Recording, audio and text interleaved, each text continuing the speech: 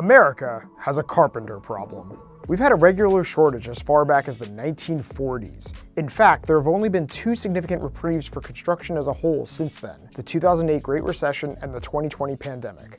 But in 2022, as American home construction approaches pre-2008 levels, it's all coming to a head. Across all the construction fields, there's an estimated shortage of some 650,000 tradespeople. But it was specifically carpenters, above all, that topped the National Association of Home Builders 2021 list of subcontractors that are in short supply. Builders just can't find them, and it would be even worse if it wasn't for the pandemic-fueled supply issues. So, of all the skilled trades, why carpentry? What are the main culprits for carpentry's falling appeal? Where have they all gone? We can break down the mass exodus down to three reasons: compensation, certification, and early retirement. The median annual income of a carpenter is just over $48,000. That's significantly less than boilermakers, plumbers, brick masons, and electricians. Ethan James, the man behind the YouTube channel The Honest Carpenter, says low pay is a result of the long hours needed to do the job. Our trade, as opposed to many of the other trades, is a high hour volume job. Plumbers are often in and out. If it's a repair, many of those repairs occur in a day. But carpenters, a deck or something like that is going to translate into hundreds of labor hours. It's going to be tricky for your carpenter to demand 90 an hour if they're going to be there for 300 hours or something, depending on the complexity of the job. But the nation's lack of qualified carpenters is part of a bigger trend. In 2021, Stanley, Black & Decker, and KRC Research spoke to 800 high schoolers, 200 parents, and 500 workers in skilled trade professions. The survey found that the majority of young people have favorable views of the skilled trades, but that many believed that the starting pay was even less than what it actually is. So not only is carpentry one of the lowest paying skilled labor jobs, but the public thinks that the pay is even lower than it actually is. We've kind of been beating it down for so long and making it seem like a dead-end path or career, more like a punishment is how I see it. Like if you mess up, you're gonna have to build stuff.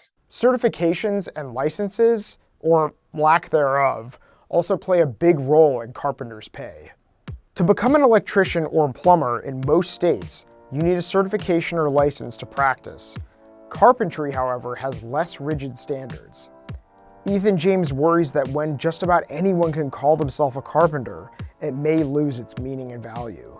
If you were in North Carolina with me, you could put a tool belt on and say, I'm a professional carpenter, and advertise yourself as a professional carpenter. There's not a lot of red tape.